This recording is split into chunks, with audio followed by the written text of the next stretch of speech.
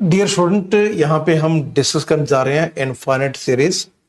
और infinite series के अंदर एक most important thing before starting this lecture मैं आपको बताना चाहूँगा कि इसके अंदर ना कुछ टेस्ट हैं और उन टेस्ट की कंडीशंस के ऊपर खास ध्यान रखना, क्योंकि जब तक आपको टेस्ट के जो कंडीशन है उसके बारे में नहीं मालूम होगा तो आप जस्टिफाई नहीं कर पाओगे कि किस कंडीशन के बेस के ऊपर हम डिक्लेयर कर सकते हैं या कंफर्म हो सकता है कि सीरीज कन्वर्जेंट है या डाइवर्जेंट। नंबर दो, I will present some examples. तो उन कौन सा टेस्ट कहाँ पे अप्लाई होगा वो आपको क्लियर होगा एग्जाम्पल के द्वारा। तो उस एग्जाम्पल को देखते ही आपको कैसे मालूम चले कि इसमें कौन सा टेस्ट अप्लाई होगा। तो ये लेक्चर आप ध्यान से सुनना, तभी आपके लिए ये बेनिफिशियल रहेगा। तो सबसे पहले इनफाइनाइट सीरीज होती क्या है? We have already discussed about the infinite series in the class, है ना।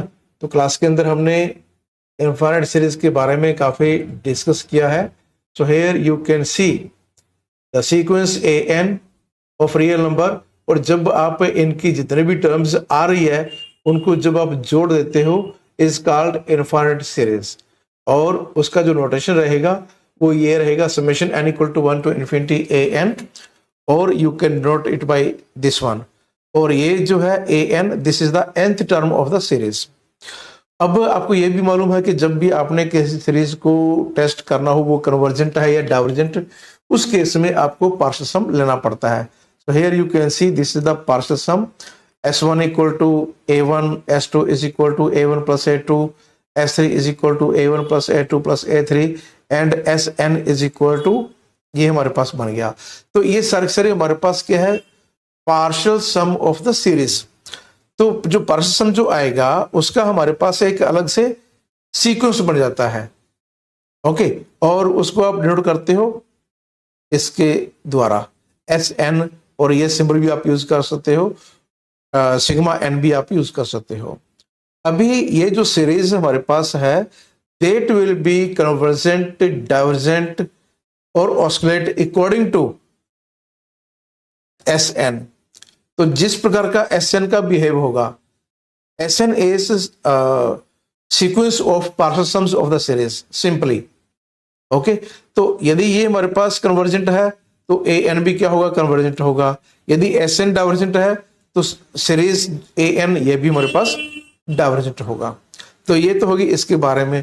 अब इसके बाद नाउ द थिंग इज, ये यहाँ पे बिहेवियर के बारे में आ गया। तो ये वही बातें चल रही है सारी सारी। Series convergent series An is said to be convergent यदि हमारे पास Sn भी क्या हो? कन्वर्जेंट हो। और Sn यदि S को अप्रोच करता है S n approach to infinity, मतलब जो S है वो हमारे पास कोई फाइनाइट नंबर आना चाहिए, क्लियर। तो यदि वो हमारे पास फाइनाइट नंबर कोई आ रहा है और यूनिक नंबर भी है, then we can say the series is convergent. और यदि वो यूनिक नंबर नहीं है तो हमारे पास सीरीज क्या होगी? कन्वर्जेंट नहीं होगी। तो डाइवर्जेंट के अंदर क्या होगा हमारे पास?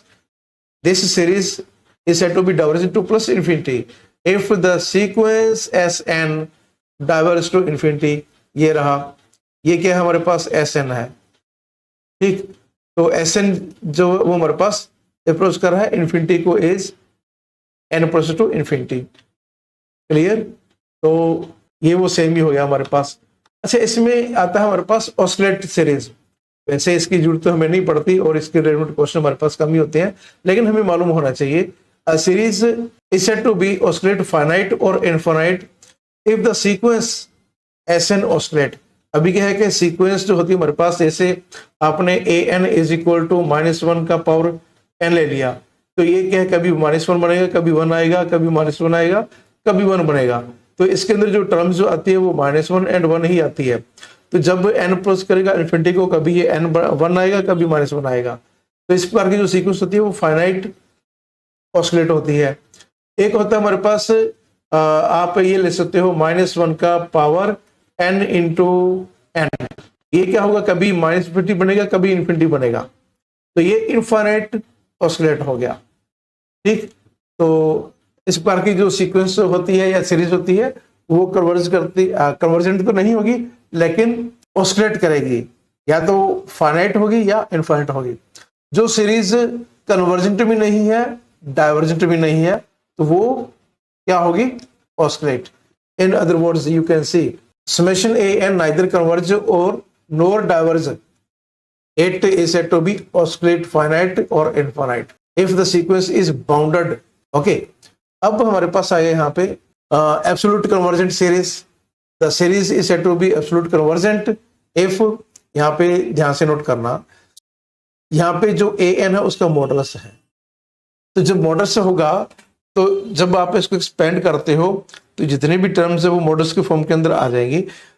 मतलब कहने का है कि ए एन जो है, जब आप इसका मॉडुलस लोगे तो जितने भी टर्म्स है हमारे पास वो सारी सारी क्या है?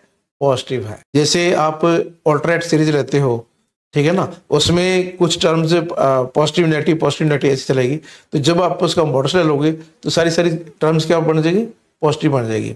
ओके, और जो इस प्रकार की जो सीरीज आती है, यदि वो हमारे पास कन्वर्जेंट है, then we can say the given series is absolutely convergent series. और यहाँ पे है conditionally convergent series, summation a n is said to be conditionally convergent if summation modulus of a n is not convergent. अभी ये तो convergent है लेकिन ये कन्वर्जेंट नहीं है, ठीक है ना, तो उस केस में क्या होगा? वो हमारे पास कंडीशनल कन्वर्जेंट हो जाएगा। ओके, नाउ आगे चलते हैं। Yes, this Cauchy criteria is very important, known as Cauchy's general principle और Cauchy's criterion of convergence of the series। और ये हमने क्लास में कई बार डिस्कस भी किया था, ठीक है ना, एक बार इसको फिर दोबारा से रिपीट हो जाता है ये। Prove that the necessary and sufficient condition for the convergence of the series summation a n is that for every epsilon greater than 0, however small, there exists p belongs to n and n is greater than m and m is greater than or equal to p। तो n m and m दोनों ही हमारे पास क्या है कि positive natural number होंगे जो कि p से greater than and equal to होंगे। तो इसमें S n minus S M less than XLM होना चाहिए। This is the required condition. Okay, and जब आप एस एन में से एस एम टर्म्स माइनस कर दोगे तो बाकी ये टर्म्स बचेगी हमारे पास। क्लियर? अभी यहाँ पे जो n है वो क्या है? m से ग्रेटर है। तो n हमारे पास m से ग्रेटर है, तो s m जब आप लेते हो, जब आप s m लोगे उसमें टर्म्स क्या आएगी हमारे पास? सॉरी, a1 a2, सॉरी ये गड़बड़ हो गया। यस, तो यहाँ पे ध्यान से नोट करना कि जो sm है इसमें हमारे पास आ जाएगा a1 a2 am, और जो हमारे पास है sn इसमें आ जाएगा a1 a2 am, ये तो आएगा ही आएगा। उसके बाद am+1 and so on an। तो जब आप sn से sm माइनस करोगे तो ये तो सारी सारी टर्म्स कैंसिल हो जाएगी ना, ये वाली टर्म बचेगी। इसलिए am+1 am+2 and so on an less than epsilon for this condition। Okay, तो इसका प्रूफ जो है not required and but result is very important, result is very important. तो ये कंडीशन आपको ध्यान में होना चाहिए जब आपने कहीं पर भी कोशिश क्राइटेरियन अप्लाई करना पड़ता है और करना पड़ेगा, ठीक है। और कई बार क्या है कि डेफिनेशन के अंदर भी पूछा जा सकता है, तो इसलिए इसको ध्यान से अंडरस्टैंड करना। Next we have the article number 3। Article number 3 में क्या है हमारे पास? अभी जो लास्ट लेक्चर में हमने डिस्कस किया था कि ज्योमेट्रिक सीरीज हमारे पास कब कन्वर्जेंट होगी, और इसको हमने प्रूव भी किया था। तो इसके ऊपर मैं ज़्यादा टाइम लगाने वाला नहीं हूँ। तो इसमें ये कंडीशन दे रखी है, converge to 1/1 - r if modulus of r is less than 1, divergent if r is greater than and equal to 1, oscillate finite 0 between 0 and 1 if r is equal to -1। यदि r -1 के इक्वल है तो 0 and 1 के बीच में ऑस्किलेट करेगा, दोनों के point के ऊपर। ऑस्किलेट इनफाइनाइट जब हमारे पास आर क्या हो, लेस देन -1, ओके। और लास्ट हमारे पास है converges absolutely, modulus of r is less than 1। तो ये इनकी अलग अलग कंडीशंस आ रही है ना, तो इनके बारे में आपको मालूम होना चाहिए। और मोस्टली जब टेस्ट अप्लाई होता है तो ये पहले वाली कंडीशन ज़्यादा इंपॉर्टेंट है, when you are checking whether the series is convergent और नॉट। तो उस केस में आर लेस देन 1 होना चाहिए, modulus of r less than 1 होना चाहिए तो कन्वर्जेंट होगा, और जब हमारे पास r greater than equal to 1 होगा तो वो डाइवर्जेंट होगा, ओके। और इसका जो प्रूफ है वो हमने क्लास में किया था। And further if you want to go through, you can check here, जो प्रोसेस प्रूफ करना है वो सेम ही है जो हमने क्लास में किया था, तो इसलिए मैं बार बार टाइम नहीं खराब करना चाहता, ठीक है। Just you need to go through and just you need to apply the sum of the partial sum of the series, okay. और यहाँ पे आपने लिमिट लेना है, जो बैन प्रोस्क्रिप्ट इन्फिनिटी को, तो एस एन क्या बनेगा, तो वही तो है जो हमने डिस्कस किया था, और यहाँ पर भी वही आ रहा है 1/1 माइनस आर, ओके। तो ये बाकी की पार्ट्स आप देखना। अभी यहाँ पे आ गया इनफिनिट ज्योमेट्रिक सीरीज, ठीक है ना। तो ये भी स्पेशल आर्टिकल बना तो दिया है, लेकिन कंप्लीटली बेस्ड ऑन जो कि अभी हमने ऊपर summation n equal to 1 to infinity a r raise to power n minus 1, okay. और इसमें a नॉट इक्वल टू 0 है, r भी नॉट इक्वल टू 0 है, a and r r fix real. इसके अंदर वही सारे सारे केस दे रखे हैं जो ऊपर हमने पढ़े हैं, कोई ज्यादा मुश्किल नहीं है। देखिए इसको आपने पहले एक्सपेंड किया, ये आ गया। अब इसके अंदर क्या है कि लेट मॉडल्स ऑफ आर क्या लेस देन 1 है, ठीक। तो यही तो ऊपर कंडीशन थी, और जब modulus of r less than 1 होगा तो ये कन्वर्जेंट होगा। देखिए यहाँ पे नीचे ये रहा S n is equal to, इसका सम आपने किया, ये बन गया, और जब आप इसका लिमिट लोगे तो वो a अपॉन 1 माइनस आर आ गया। क्लियर, तो सेम ही तो है, इसमें क्या डिफरेंस है। इसीलिए जब आप नेक्स्ट में जाओगे, so the sum is converges to 1/1 minus r, और यदि आर इक्वल टू 1 है तो ये हमारे पास एस एन जो वो हमारे पास इन्फिनिटी बन जाएगा। जब आर इक्वल टू 1 होगा तो यहाँ पे पुट करना अपने जो सम निकाला है, 1/0 क्या होता है, इन्फिनिटी होता है। क्लियर, और जब हमारे पास आर ग्रेटर देन 1 हो, फिर एस एन इक्वल टू क्या होगा हमारे पास, a r raise to power n minus 1 upon r minus 1। तो एस एन क्या होगा हमारे पास, इन्फिनिटी को अप्रोच करेगा, S n approach to infinity क्यों करेगा, क्योंकि मैंने आपको बताया था कि जब r हमारे पास ग्रेटर देन 1 हो तो उसका इन्फिनिटी क्या होगा, इन्फिनिटी बनेगा ना। ये देखिए कंडीशन साथ में दे रखी है, S n approach to infinity for r greater than 1, ओके। अब बात आती है कि जब r इक्वल टू -1 होगा तो उस केस में जो सीरीज होगी वो ऑल्टरनेट बन जाएगी, या तो 0 बनेगा, यदि नंबर ऑफ टर्म्स हमारे पास इवन है तो साइड टर्म कैंसिल हो जाएगी, 0 आ जाएगा। ओड है तो उसमें हमारे पास a बचेगा, तो कभी तो 0 बनेगा या a आएगा। तो उस केस में क्या हो गया, हमारे पास ऑस्किलेट फाइनाइट हो गया बिटवीन 0 एंड a, ओके। और यदि हमारे पास last case r less than -1 है, यदि r हमारे पास लेस देन -1 है तो एस एन इक्वल टू क्या हो जाएगा, a 1 minus r raise to power n upon 1 minus r, okay. तो उसमें केस में क्या होगा, ऑस्किलेट फाइनाइट, ऑस्किलेट क्या हो जाएगा, फाइनाइट हो जाएगा। और यदि modulus of r less than 1 हो, इसमें देखिए सीरीज ये मॉडल्स आएगा तो जितने भी टर्म्स हमारे पास उन सबका आप मॉडल्स लोगे, सम निकालोगे। सो जब n अप्रोच करता है इन्फिनिटी को तो मॉडल्स, इसका जो सम है ऑफ द सीरीज जो बनता है that is modulus of a upon 1 minus modulus of r। और मॉडल्स ऑफ r जो r raise to power n वो हमारे पास 0 को अप्रोच कर रहा है, तो ये 0 बन गया, ये सम आ गया हमारे पास, और r क्या हमारे पास लेस देन 1 है। क्लियर, तो इस केस में फिर this series is convergent and this is absolutely convergent, okay. ये टेस्ट जो है आर्टिकल नंबर 5 के अंदर जो दे रखा है, हाईली यूजफुल, ध्यान से देखना इसको। If summation 1 to infinity a n is convergent then prove that limit n approach to infinity a n is a n approach to 0। यदि ये कन्वर्जेंट है तो इसका जो लिमिट है वो हमारे पास 0 बनेगा। और ये बहुत बार आपको यूज भी, डायरेक्ट यूज भी किया जाएगा जब a n आपके पास 0 बनता है, as n approach to infinity, तो सीरीज क्या होती है, कन्वर्जेंट होती है। क्लियर, और इसका प्रूफ आप directly you will go through very simple proof is here, है ना। तो ये आप अपने आप करना, कोई ज्यादा मुश्किल नहीं है, आसान सा है, और यहाँ पे एक नोट दे रखा है। नोट में क्या दे रखा है, the necessary condition of for the convergence of the series a n is that a n approach to zero. यदि हमारे पास ये सीरीज कन्वर्जेंट है तो ए एन जीरो को अप्रोच करेगा। साथ में दे रखा है कंडीशन इज नॉट सफिशिएंट। जरूरी नहीं होता कि ए एन यदि जीरो को अप्रोच करता हो तो सीरीज भी क्या हो, कन्वर्जेंट हो। ठीक है ना। तो इसका जो कन्वर्स है वो इसका वैलिड नहीं है, कहने का मतलब इसका ये है। ओके, तो ये यहाँ पे आर्टिकल नंबर 6 में तो जस्ट डेफिनेशन दे रखा है। Prove that the positive term series either converge और डाइवर्ज टू प्लस इन्फिनिटी। ठीक है ना, कोई भी पॉजिटिव सीरीज होगा वो या तो कन्वर्जेंट होगा या डाइवर्जेंट होगा प्लस इन्फिनिटी को। तो इसको भी आप गो थ्रू करना है। तो ये मैं स्किप कर रहा हूँ आप लोगों के लिए, you will do your self. इसको आप छोड़ सकते हो, इसको आप छोड़ सकते हो, इसको भी आप थोड़ा गो थ्रू हो, है ना, इतना इंपॉर्टेंट नहीं है।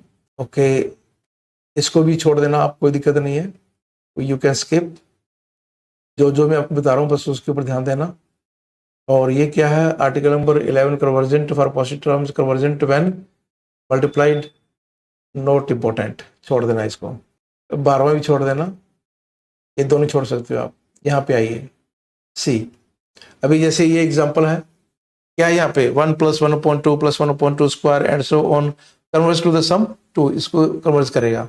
तभी जब आप इसको देखते हो तो सबसे पहले तो क्या है कि आपने एस एन लेना है। एस एन के अंदर क्या आएगा, partial sum of the first n terms, यही होता है ना। तो ये जीपी के अंदर है तो आपने सम लिया तो वो आपके पास ये बन गया। अब आपने इसका लिमिट लेना है।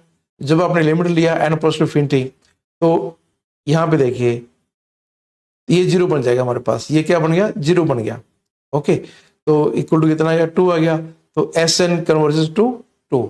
जब एस एन 2 को कन्वर्ज कर रहा है तो सीरीज किसको कन्वर्ज करेगी, वो भी तो 2 को ही करेगी ना। See this one, the series is converges to the sum 2, ये हो जाएगा सिंपल। यहाँ पे सेकंड एग्जांपल भी एक बार थोड़ा सा मैं ओवरव्यू दे देता हूँ। यहाँ पे क्या है हमारे पास, ए एन कितना हमारे पास 1/n इंटू n+1। तो इसका जो सम है वो हमारे पास 1 बनेगा। Check it. तो ए एन इक्वल टू जो है इसको आप 1/n n+1 जो है you can write as in this way by making partial fraction. Okay, तो पार्शियल फ्रैक्शन करके आप ये लिख सकते हो। डायरेक्ट वे क्या होता है, जैसे मैं लिखना चाहूंगा तो पहले मैंने 1/n लिया और n को मैंने इक्वल टू 0 किया, n इक्वल टू 0 किया तो जो बाकी का जो पार्ट है वहां पे मैंने 0 पुट कर दिया। फिर मैंने n+1 को इक्वल टू 0 पुट किया तो कितना आ गया, n इक्वल टू -1। तो यहाँ पे मैंने क्या किया, अब यहाँ पे पहले 1/n+1 मेरे को लेना पड़ेगा। तो जब मैंने इसको इक्वल टू 0 पुट किया तो वो हमारे पास -1 आता है।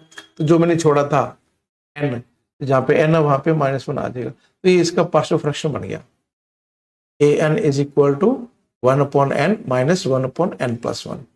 ओके, अब क्या है कि इसकी जितनी भी टर्म्स आती है वो निकालेंगे आप। n इक्वल टू 1 पुट कर देना, 2 पुट कर देना, 3 पुट कर देना एंड n पुट कर देना। तो ये देखिए a1 आ गया, a2 आ गया, a3 आ गया। ऐसे ही आप थोड़ा आगे और चलते जाना an। ठीक, तो जब आप इन सबको ऐड करते हो तो वो क्या आएगा हमारे पास, पार्शियल सम आ जाएगा। तो ये टर्म से ऐसे कैंसिल होती जा रही है, ये देखिए। तो इधर से फिर ये भी हमारे पास कैंसिल हो जाएगी। तो एक तो ये बचेगा और एक ये बचेगा। तो एस एन इक्वल टू क्या आ जाएगा हमारे पास, 1 - 1/n+1। ये क्या आ गया, partial sum of the series. तो भाई इसका आप लिमिट लोगे, तो जब आपने लिमिट लिया तो हमारे पास इक्वल टू कितना आ गया, 1 आ गया। So this is very quite simple to apply this test. Okay, but try करना और जो चीजें मैं आपको बता रहा हूँ उनको फॉलो करिए। तो ये बाकी के एग्जांपल्स आप अपने आप करना भी, ठीक है ना। तो ये फर्स्ट एक्सरसाइज होगी। और ऑल्टरनेटिंग सीरीज, इसमें क्या होता है हमारे पास, जब जो टर्म्स होती है वो क्या होती है, उनके साइन जो होते हैं अल्टरनेट होते हैं, कभी पॉजिटिव कभी negative. Okay, so this type of series is known as alternating series. और इसके लिए मैंने बार बार आपको एक टेस्ट बताया था और वही आप यहाँ पे देखिए। And this test is used only for alternating series. Okay, तो यहाँ पे this is the alternating series, या फिर आप इसको लेमनिन टेस्ट भी बोल सकते हो और ऑल्टरनेटिंग सीरीज टेस्ट भी बोल सकते हो, दोनों का एक ही मतलब है। तो इसमें if a n is monotonic decreasing sequence of positive term, ध्यान देना ये डिक्रीजिंग सीक्वेंस होनी चाहिए पॉजिटिव टर्म्स की, and converge to zero, then this expression summation n equal to 1 to infinity minus 1 raised to power n minus 1 a n is convergent। Okay, तो ये आ गया, ये तीन पार्ट है इसके। पहले में क्या है, a n must be greater than zero, दूसरे में क्या है, a n is greater than and equal to a n plus one, तीसरे में क्या है, a n approach to zero a n approach to infinity. तो एक तो टेस्ट और टेस्ट की कंडीशन क्या है और उसको अप्लाई कैसे करना है, ये तीन चीजें इंपॉर्टेंट है। ओके, और अब इसका एक एग्जांपल देखिए, बड़ा मजेदार एग्जांपल मैं आपको प्रेजेंट करता हूं यहाँ पे, and you will enjoy test का। यहाँ पे ये रहा एग्जांपल, मैं ये नेक्स्ट वाला एग्जांपल देना चाहूंगा, एग्जांपल नंबर 2, बस तो आप कर ही लोगे। अभी यहाँ पे देखिए, दिस इज द एक्सप्रेशन, और यहाँ पे -1 रेज टू पावर n आ रहा है, इसका मतलब द सीरीज क्या होगी हमारे पास, ऑल्टरनेटिव सीरीज होगी, और यहाँ पे लेबनिज टेस्ट ही अप्लाई करना पड़ेगा। तो पहला काम तो क्या है कि इसको हम लिखेंगे the given series is summation n equal to 1 to infinity -1 raise to power n a n, और इसको आप ये लिख सकते हो, माइनस बाहर ले लिया हमने, n equal to 1 to infinity -1 raise to power n -1 a n। तो a n जो है वो हमारे पास ये है, जो -1 की पावर n -1 का जो कोफिशिएंट होगा that will be a n। Okay, और ये n क्या इसमें नेचुरल नंबर है, तो ए एन क्या हो गया, ग्रेटर देन जीरो हो गया फॉर ऑल n, लेसन नहीं बनेगा, जीरो से ग्रेटर ही रहेगा, नंबर एक। दूसरी कंडीशन अब हमने यहाँ पे चेक करना है कि ये हमारे पास डिक्रीजिंग ऑर्डर के अंदर है या नहीं है। उसके लिए आप लोगे ए n plus one minus a N, ये आपको माइनस करना पड़ेगा। तो ए एन प्लस वन आपके पास ये आ गया, जहां पे एन है वहां पे एन प्लस वन कर देना, ठीक है। तो ये n प्लस फाइव जो वो हमारे पास n प्लस सिक्स हो गया, जहाँ पे n है वो हमारे पास n प्लस वन हो गया, जो n प्लस वन है वो हमारे पास n प्लस टू हो गया, एंड ए एन वो हमारे पास ये आ गया। इसको आपने सिंप्लीफाई करना सारे को, तो जब आपने इसका एलसीएम वगैरह वगैरह लेके सिंप्लीफाई किया, एट द एंड आपके पास ये आ गया, और ये क्या है हमारे पास -1 minus n plus 10 upon n plus one n plus to. तो ये हमारे पास लेस देन जीरो बनता है फॉर ऑल n की कोई भी वैल्यू हो, ये हमारे पास लेस देन जीरो ही रहेगा। लेस देन जीरो रहने का मतलब आपके पास a n plus one minus a n less than zero है, तो a n plus one is less than a n, and this implies you can say the given sequence is decreasing. A n जो सीक्वेंसेस में जो बनता है वो decreasing order के अंदर है। और तीसरा पार्ट जो कि इंपॉर्टेंट है, क्योंकि उसी के बेस के ऊपर आप कहोगे ये कन्वर्जेंट है डाइवर्जेंट है, तो जो आपने ए एन लिया था, जो आपने ए एन लिया था उसका लिमिट लेना आपने, ए से एन अप्रोच टू इन्फिनिटी। इसका जब आप लिमिट ले रहे हो तो न्यूमरेटर एंड डिनोमिनेटर दोनों को एन स्क्वायर से डिवाइड करना पड़ेगा ना, न्यूमरेटर एंड डिनोमिनेटर दोनों को एन स्क्वायर से डिवाइड करना है। तो ये इसका जो लिमिट है वो हमारे पास इक्वल टू जीरो आ गया। एन स्क्वायर के डिवाइड क्यों किया, क्योंकि यहाँ पे जो डिनोमिनेटर है उसका जो लीडिंग पावर है वो हमारे पास एन स्क्वायर बनता है, तो इसलिए न्यूमरेटर एंड डिनोमिनेटर दोनों को एन स्क्वायर से ही डिवाइड करना पड़ेगा। तो इसकी तीनों कंडीशंस, जो लेबनिज टेस्ट जो होता है इसकी तीनों कंडीशन हमारे पास सेटिस्फाई हो गई है। So by the Leibniz test this series is convergent. Okay, और यही हमने प्रूफ करना था। यदि ये हमारे पास कन्वर्जेंट है तो ये भी तो हमारे पास कन्वर्जेंट होगी। क्लियर, और दिस इज कन्वर्जेंट। अभी इसमें there are some more examples and you will try yourself. ये एग्जांपल जो बाकी के हैं वो आप अपने आप ट्राई करना। ओके, तो मैंने एक दो रिजल्ट इसमें छोड़ दिए हैं, वो आप देख लेना। जैसे इसमें यहाँ पे आया था एक टेस्ट, कहाँ पे गया, ये रहा कॉशी फर्स्ट थ्योरम। ये देख रहे हैं ना, कॉशी फर्स्ट थ्योरम सिंपल ही है। इसमें जितने भी जैसे ए एन है तो इसके अंदर क्या होगा, जब आप कॉशी फर्स्ट थ्योरम लगाते हो तो a1 plus a2 and so on a n upon n आपने करना है, और इसका लिमिट लेना है एन प्लस इन्फिनिटी। यदि ये हमारे पास जीरो बनता है तो क्या होगा, कन्वर्जेंट होगा। ओके, तो ये टेस्ट भी आप देख लेना। तो जो टेस्ट आते हैं ना जितने भी, उनके कंडीशंस को जरूर फॉलो करना। तो so this examples you will go through on your behalf, क्योंकि सारे एग्जांपल्स को एक्सप्लेन करना पॉसिबल नहीं है। थोड़ा और स्क्रॉल करिए, स्क्रॉल करिए, स्क्रॉल करिए। Comparison test for positive terms. Okay, तो इसमें कंपैरिजन में आपने करना क्या है, तो इसका मैं सीधा ही आपको एप्लीकेशन पार्ट में बताता हूं, दैट इज इंपॉर्टेंट। ये सारा करने की जरूरत नहीं है, प्रूफ ही नहीं करना आप लोगों ने। ये ना हो कहीं आप प्रूफ करने लग पड़ो, प्रूफ इनका नहीं आएगा। Just you need to apply the test. Test की कंडीशन क्या है वो आपको मालूम होना चाहिए। So here is the application part. तो जब आप अप्लाई करते हो तो एक यहाँ पे आएगा p test. This p test is very important. Summation 1 upon n raise to power p। Okay, इसको ध्यान में रखना। Summation 1 upon n raise to power p, this is the p test. यदि p हमारे पास ग्रेटर देन 1 होता है then the series is convergent, ध्यान देना, फॉर p टेस्ट। और यदि p का value less than and equal to 1 होता है तो डाइवर्जेंट होगा। इसका प्रूफ नहीं करना, भी प्रूफ नहीं करना। ओके, इस चीज का ध्यान रखना। इसको अप्लाई कैसे करना है, दिस इज इंपॉर्टेंट पार्ट। तो अप्लाई करने के लिए यस, यहां भी दे रखा है method to apply comparison test. Method to apply comparison test तो क्या है, limit n possibility an upon bn is equal to l।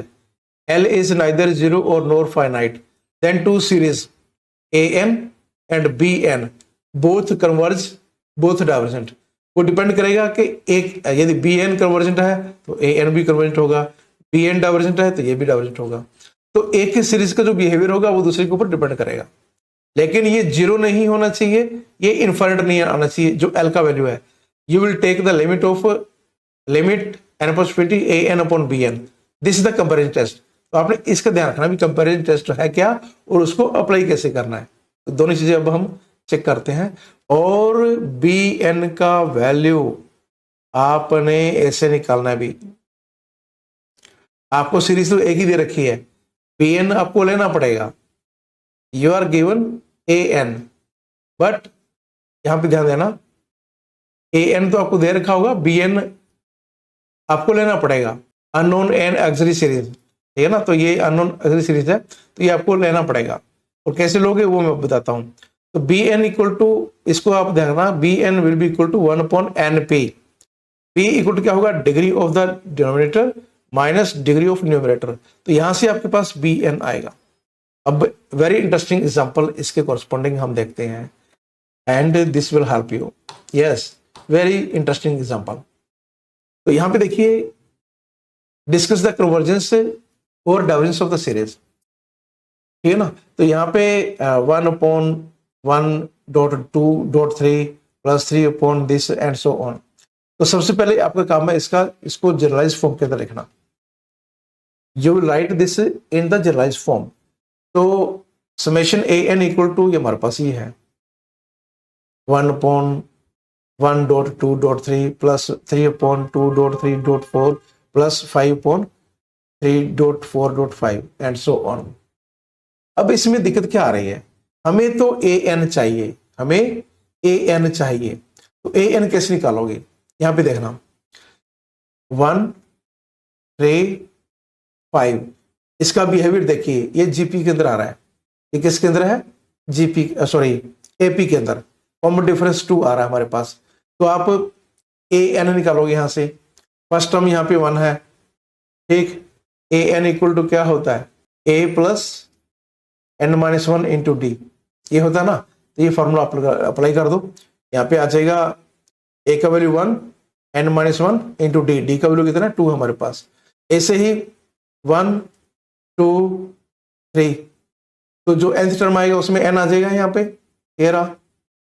फिर क्या है, ये 2 से स्टार्ट हो रहा है, 2 3 4, एक बढ़ गया n+1।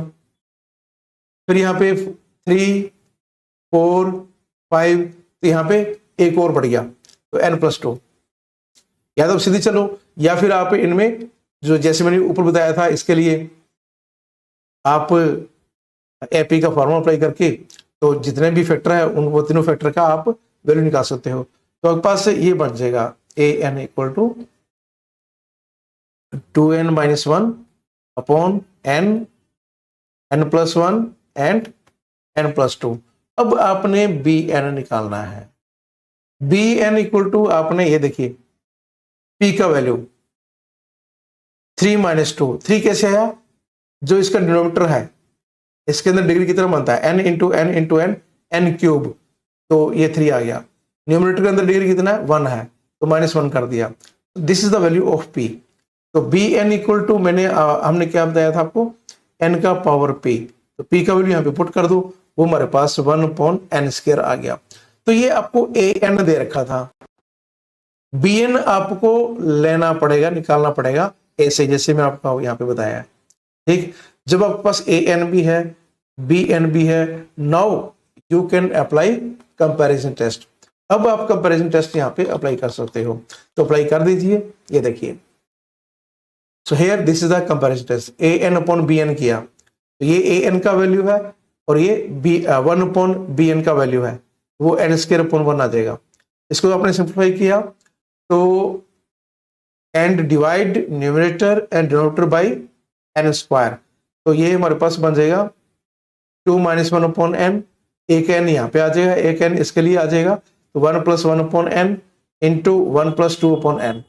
Now take the limit as n plus to infinity. जब आपने इसका लिमिट लिया as n plus to infinity, तो हमारे पास इसका वैल्यू कितना आया? 2 आ गया। सो बाय द कंपैरिजन टेस्ट क्या होगा? Summation a and b n converge और डाइवर्ज टुगेदर, या तो दोनों कन्वर्ज होंगे या दोनों डाइवर्ज होंगे। तो अब क्या है कि bn को देखेंगे हम। bn इक्वल टू क्या था हमारे पास? ये है समेशन 1 अपॉन n स्क्वायर, और p का वैल्यू हमारे पास क्या है? ग्रेटर देन 1 आ गया, तो क्या हो गया? कन्वर्जेंट। तो जब bn कन्वर्जेंट है तो an भी कन्वर्जेंट होगा। So this is the comparison test. Okay, I think there is no doubt how you can apply the comparison test. अब इसके बाद हम नेक्स्ट टेस्ट की तरफ चलते हैं। सो यहाँ पे there are some more example, you will go through all this examples yourself. ठीक है ना, सारी मैं यहाँ पे एक्सप्लेन नहीं कर पाऊंगा, आप समझते हो। Just you need to solve all this examples so that you will be familiar about the test, how you can apply. यहाँ पे इन सबको स्किप करना पड़ेगा अभी। कोशिश कंटेशन इसको छोड़ दो आप, ये इंपॉर्टेंट नहीं है, ये नहीं करना, ये भी नहीं करना, ये भी नहीं करना, ये नहीं करने आप लोगों ने। कोशिश इंटीग्रल टेस्ट आपके दिया नहीं हुआ, यदि आपने करना भी हो तो कोई ज्यादा मुश्किल नहीं, जस्ट हमने यहाँ पे इंटीग्रेट करना होता है। इसको देख लेना, यदि आपके सिलेबस में हो तो कर लेना, अदरवाइज छोड़ देना। ओके, एंड इसका एप्लीकेशन पार्ट भी यहाँ पे दे रखा है, एग्जाम्पल देख लेना भी, सिंपल है, कोई ज्यादा मुश्किल नहीं है। इसके बाद जो इम्पोर्टेंट पार्ट आता है, yes this one, Cauchy root test. ठीक है, लेकिन हम जो कॉशी रूट टेस्ट है वो ये वाला नहीं करेंगे, जो स्टैंड जो एप्लीकेबल है वही करेंगे हम। ये रहा, ये आपने करना है, limit n plus infinity an raise to power 1 upon n is equal to l। तो an क्या है कि हमारे पास वो greater than and equal to 0 होना चाहिए। यदि इसका लिमिट l है और an greater than 0, okay, then the series n equal to 1 to infinity an is convergent if l is less than 1।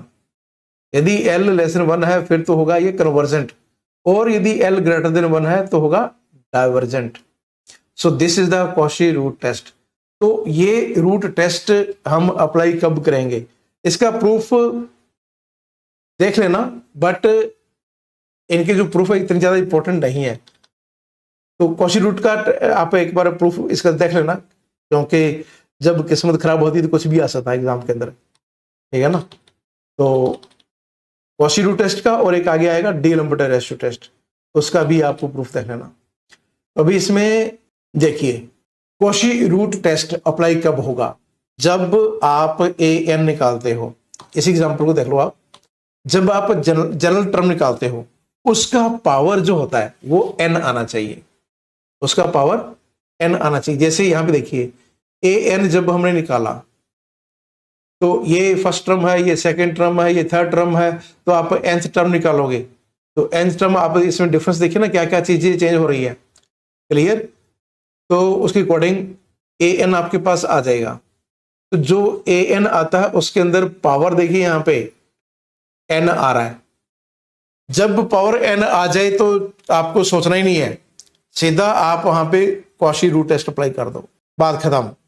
तो जब आपने कॉशी रूट टेस्ट लिया, क्या करोगे, ए एन का पावर 1/n, तो ये जो एन होगा वो कैंसिल हो जाएगा, खाली हमारे पास -1 बच गया, ठीक है ना। ये आ गया, ये आ गया आपके पास। तो इस एक्सप्रेशन को आप ये लिख सकते हो, ओके। और इसका थोड़ा सा स्क्रॉल करके देखिए, इसको यू कैन रीराइट 1+1/n का power n into 1+1/n minus 1+1/n।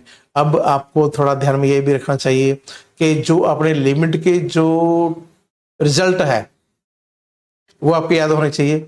इसकी वैल्यू कितनी होती है, ई होती है। जब n प्लस इन्फिनिटी को, तो इसकी वैल्यू कितनी होती है, ई, ये रहा। तो ये 0 बन जाएगा, ये भी 0 बन जाएगा, ठीक है ना। तो e -1 का पावर -1, तो ये क्या हो जाएगा, 1/e -1, 1/e -1। बट ये क्या है, हमारे पास <1 है। क्यों है, क्योंकि e का वैल्यू 2.7 समथिंग होती है, मतलब 2 और 3 के बीच में है। तो 1 यदि आप माइनस करो तो भी ये 1 से ग्रेटर ही रहेगा। ये क्या हो गया, हमारे पास 1 से लेस आ गया, दिस इज l, ठीक है ना। जो l जो आया, this is the l and l is <1। तो कॉशी रूट टेस्ट में अंदर क्या होता है कि जब l का वैल्यू 1 से लेस आए तो वो कन्वर्जेंट होता है। So by Cauchy root test the series is convergent, ठीक है ना। तो I think no big problem to apply the test.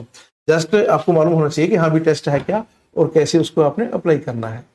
यहाँ पर भी there are some more examples are given. तो क्वेश्चंस कुछ यदि आप कर सको तो कर लेना, यदि ना हो तो कोई दिक्कत नहीं है। कॉमर्स टेस्ट ये आपके सिलेबस में दिया नहीं हुआ, छोड़ दो इसको। यहाँ पे डी एलम्बर्ट रेशो टेस्ट आ रहा है, इसके बारे में हम बात करेंगे, ओके। तो this is the most important test, Cauchy root test and d'Alembert ratio test, दोनों ही। नोट दिस, मोस्ट इंपॉर्टेंट, ठीक है, Cauchy root test and d'Alembert. अभी डी एलम्बर्ट में दिक्कत क्या है, रेशो टेस्ट का मतलब limit n plus infinity a n plus 1/an, ये आपने रेशियो लेना है, और n प्लस टू इन्फिनिटी वो हमारे पास l के इक्वल आता है, कोई वैल्यू आएगा, ठीक, वो वैल्यू कुछ भी आ सकता है। Then the positive term series a n is convergent if l is <1। यदि l 1 से लेस है तो सीरीज क्या होगी, कन्वर्जेंट। और यदि l ग्रेटर देन 1 है तो सीरीज क्या होगी, डाइवर्जेंट। इसमें एक चीज और ऐड कर लेना, l इक्वल टू 1 भी आ सकता है, तो उस केस में D Alembert ratio test fail हो जाएगा। टेस्ट क्या हो जाएगा, फेल हो जाएगा। ये पार्ट भी हम डिस्कस करेंगे, ओके। तो प्रूफ इसका बिल्कुल सिंपल है, प्रूफ ही इसका कर रहना, very simple and you can do yourself. लेकिन अब इस टेस्ट को अप्लाई कैसे करना है और कब कैसे मालूम चलेगा कि ये टेस्ट कहां पे अप्लाई करना है, ओके। तो टेस्ट, इसके एग्जांपल देखते ही आपको मालूम चल जाएगा। एंड वो चीजें आपने को थोड़ा सा ध्यान रखनी पड़ेगी, जो चीजों के ऊपर मैं आपको थोड़ा सा जोर देने की कोशिश करूंगा। इन कंडीशन को आप ध्यान में रखोगे तो आपको कोई दिक्कत नहीं आएगी। यस, तो यहाँ पे इन्होंने एग्जाम्पल दे रखे हैं अभी, रेशियो टेस्ट एंड दूसरा क्या नाम है इसका, कॉशी रूट टेस्ट। तो कुछ एग्जाम्पल यहाँ पे हमारे पास एक पेज नंबर 144 के ऊपर एग्जाम्पल है, एग्जाम्पल नंबर 3, ओके। तो यहाँ पे discuss the convergence of the series, जो कि यहाँ पे दे रखी है 1/2 plus x² 3 plus x4 3 and so on, okay. तो इसके लिए हम क्या करेंगे, सबसे पहले तो ए एन निकालना जरूरी है। तो इसका ए एन हमारे पास आ जाएगा x⁻²n-2n-1 तो ये मेरे ख्याल निकालने की कोई दिक्कत नहीं आनी चाहिए। तो आपने इसका जो पावर्स है उनको देखिए आप, 1x² x4 x6 आ रहा है हमारे पास, तो सारी और यहाँ पे x का पावर 0, तो 2n-2 जो जनरल टर्म होगा वो 2n-2, और यहाँ पे 2 3 4 5 1 का डिफरेंस है तो n+1 आ जाएगा, और रूट के अंदर हमारे पास n है। तो जब हमारे पास ए एन आ गया then we can write a n plus one. तो रेशियो टेस्ट अप्लाई करने के लिए हमें ये रेशियो लेना पड़ेगा, a n plus one upon a n, दोनों को डिवाइड कर दिया and after simplifying we have this expression. इसके बाद जब आप इसका लिमिट लेते हो as n plus to infinity, ठीक है ना, तो एक्स स्क्वायर तो एज इट इज बाहर ही आ जाएगा। तो इसमें जो अंडरूट है इसमें से हमारे पास एन स्क्वायर बाहर ले लेंगे हम, हमारे पास ये वैल्यू आ जाएगी। जब आप इसका लिमिट लेते हो एन प्लस इन्फिनिटी तो ये हमारे पास जीरो बन जाएगा और ये भी जीरो बन जाएगा, is equal to x square आ गया। अब एक्स स्क्वायर हमारे पास लेस देन वन भी हो सकता है, ग्रेटर देन वन भी हो सकता है, इक्वल टू वन भी हो सकता है, तीनों केस बनते हैं। So by the ratio test क्या कहेंगे हम, ए एन इज कन्वर्जेंट। यदि x square less than one हुआ फिर तो ये कन्वर्जेंट होंगी, और यदि x square greater than one हुआ फिर ये डाइवर्जेंट होगी। लेकिन यदि x square equal to one हुआ तो रेशियो टेस्ट फेल। तो फिर क्या करेंगे, जो x square equal to one है वो हम ए एन के अंदर यहाँ पे पुट करेंगे, ठीक है। तो ए एन के अंदर जब पुट करते हो जो आपने निकाला था तो ये हमारे पास ये बन जाएगा a n is equal to one upon n plus one under root n. तो ए एन तो आ गया, अब आप यहाँ पे कंपैरिजन टेस्ट अप्लाई कर सकते हो, ठीक है। तो जब आप कंपैरिजन टेस्ट अप्लाई करते हो तो b n is equal to कितना आ गया हमारे पास, वन अपॉन एन का पावर 3/2। ये कैसे आया, यहाँ पे डिनोमिनेटर का जो डिग्री है वो कितना बनता है, p इक्वल टू 3/2, डिनोमिनेटर का डिग्री 3/2 बनता है, ठीक है ना। तो ये n का डिग्री 1 हो गया और यहाँ पे 1/2 हो गया 3/2, और न्यूमिनेटर के अंदर 0 है तो ये p का वैल्यू आ गया आपके पास। Okay, so b n is equal to 1 upon n का पावर 3/2। तो now you can apply comparison test. तो जब आपने कंपैरिजन टेस्ट अप्लाई किया तो ये हमारे पास इक्वल टू 1 आ गया which is finite non zero. तो क्या होगा, a n and b n converge और डाइवर्ज टुगेदर। लेकिन बाय पी टेस्ट क्या होगा हमारे पास, ये कन्वर्जेंट है क्योंकि पी का वैल्यू हमारे पास कितना है, ग्रेटर देन 1।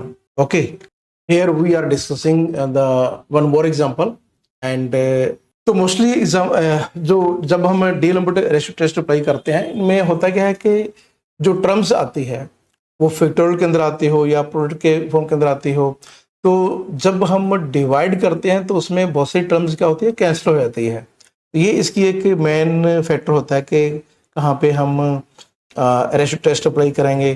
तो रेशियो टेस्ट अप्लाई करने के लिए टर्म्स कैंसिल होना जरूरी है।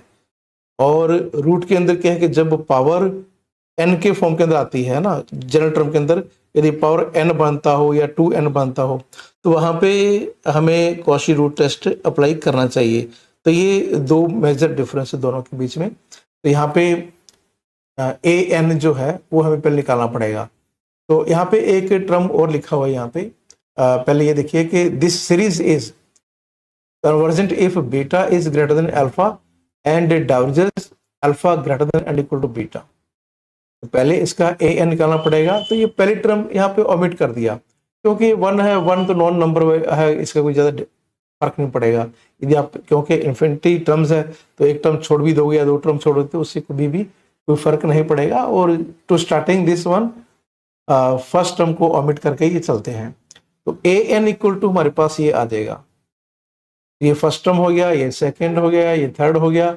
इसी प्रकार ए एन nth टर्म जो वो हमारे पास ये बनेगा and a n plus one, तो एक और एक टर्म और जुड़ जाएगी। तो ये हमारे पास ए एन प्लस वन आ गया। तो जब आप इन दोनों का रेशियो लेते हो तो वो टर्म्स जब डिवाइड करते हो ए एन प्लस वन को ए एन से, तो ये वाली सारी टर्म्स इसमें से कैंसिल हो जाएंगी। तो हमारे पास ये बचेगा n plus one alpha plus one upon n plus one beta plus one.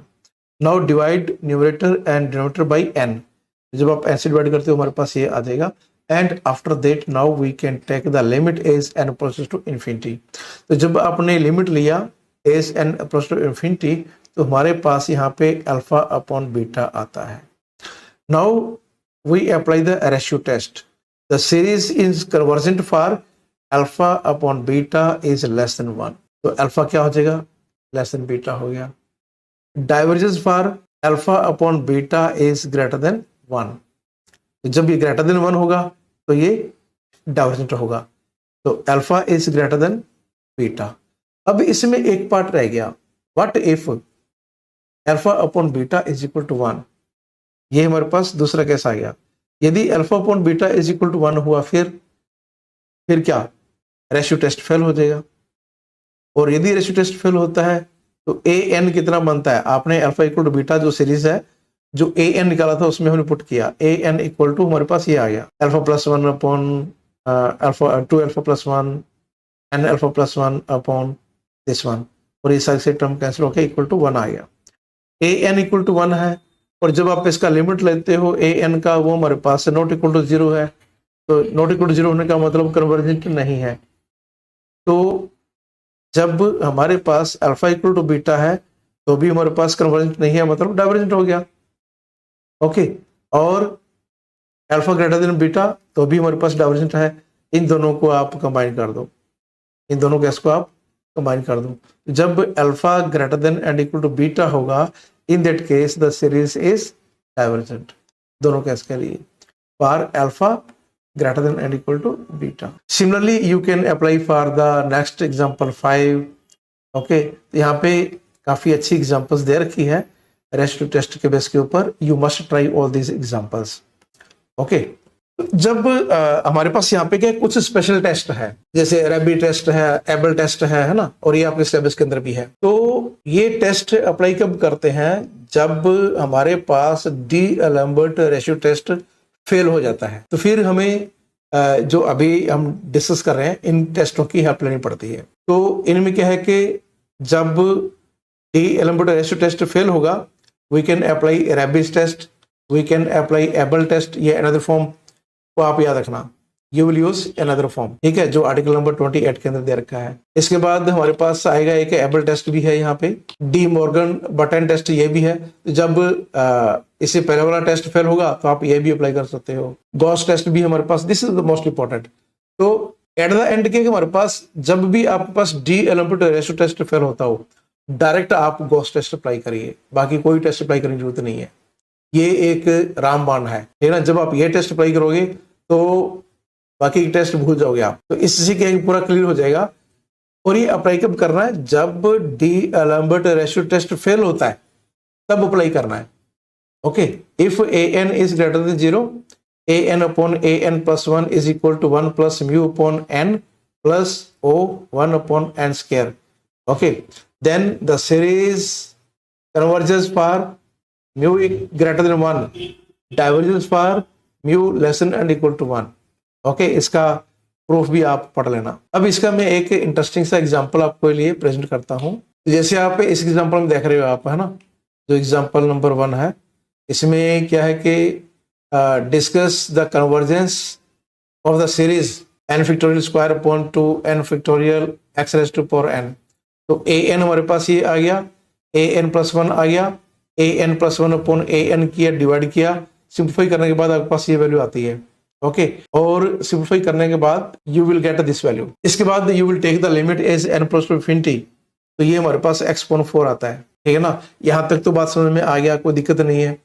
अब बाई रेशियो टेस्ट क्या होगा, यदि ये वैल्यू हमारे पास लेस देन 1 बनती हो, फिर तो क्या होगा, कन्वर्जेंट होगा। और यदि x अपॉन 4 लेस देन 1 है तो x इज लेस देन 4, और यदि x अपॉन 4 ग्रेटर देन 1 बनता है, मतलब x इज ग्रेटर देन 4, तो हमारे पास ये डाइवर्जेंट होगा। तो कन्वर्जेंट कब है, डाइवर्जेंट कब है, ये तो हमें क्लियर हो गया।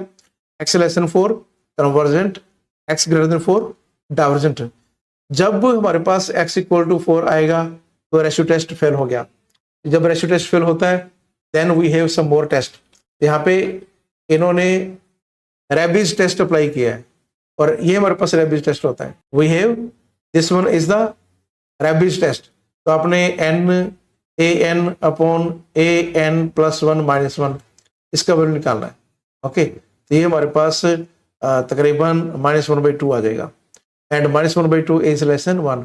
तो आपने ये क्या कहाँ से किया, x इक्वल टू 4 जो आपने ए n upon a n plus 1 किया था उसमें पुट कर दिया, ये बन गया। फिर आपने -1 किया, ओके, ये वैल्यू आ गया। फिर आपने इसको n से मल्टीप्लाई किया, ये वैल्यू आ गया। फिर आपने इसका लिमिट अप्लाई कर दिया, तो ये हमारे पास -1/2 आता है, which is less than 1। So by the Raabe's test you can say the series is divergent. Okay, ये हमारे पास हो गया। इसके बाद यू विल कम टू, यहाँ पे और भी काफी सारी एग्जांपल्स है, so you will try yourself। okay, इसमें भी रैबिट टेस्ट अप्लाई किया जब फेल होता है। And I want to show you one more example. ये सभी में रेशियो टेस्ट तो अप्लाई पहले करना पड़ेगा। Yes, see the example number 5। Okay, यहाँ पे क्या कि ये आपको सीरीज दे रखी है, summation a n is equal to this one. Hello sir, थोड़ी कॉल आई सी, मेरा नाम मेहर चंद है जी। हाँ जी, अच्छा नहीं सर मैं लीव थे आज। Okay, so summation a n is equal to ये आ गया। इसमें ए एन आपको निकालना पड़ेगा। ए एन तो सभी में निकालना पड़ता है भाई। ये हमारे पास ए एन है, फिर आपने ए एन प्लस 1 तो एक टर्म और बढ़ जाएगी न्यूमरेटर एंड डिनोमिनेटर दोनों के अंदर, ठीक है ना। तो ये ए एन प्लस 1 आ गया हमारे पास। अभी यहाँ पे क्या है कि 4n माइनस 3 है और यहाँ पे 4n प्लस 1 बन गया। तो सिंपली क्या है कि जब आप एक टर्म बढ़ रही है तो 4n माइनस 3 जो है, तो नेक्स्ट टर्म में जाओगे तो क्या करोगे आप, n को चेंज करोगे n प्लस 1 के अंदर, तो आपके पास ये बनता है ना n प्लस 1 माइनस 3। इसको जब आपने सिंप्लीफाई किया ये आ जाएगा 4n प्लस 4 माइनस 3 और ये हो जाएगा 4n प्लस 1। आइए ना, तो ये नेक्स्ट वाली टर्म आ गई। ऐसे ही नीचे आप निकाल सकते हो। तो ए एन भी हो गया, ए एन प्लस 1 भी हो गया। Now a n upon a n plus 1। Okay, तो इसमें क्या करना आपने, 4n plus 4 raise to power n 2 upon 4n plus 1 2। तो दोनों में से जो पहले 4n आता है वो बाहर निकाल लिया, और क्योंकि इन दोनों को हमने एक्सपेंड करना है तो जो न्यूमरेटर है वो तो हमारे पास यही रहेगा, डिनोमिनेटर को हम ऊपर ले गए। तो जब आपने इसको एक्सपेंड किया तो हमें इसे ध्यान रखना कि जो 1/n का जो स्क्वायर है इसकी हर डिग्री हमने नहीं लेना। ओके, सो 1/n स्क्वायर का जो कोफिशिएंट जितना भी आता है वो हम बिग O से डिनोट करेंगे। सो 1/2/n plus O 1/n square.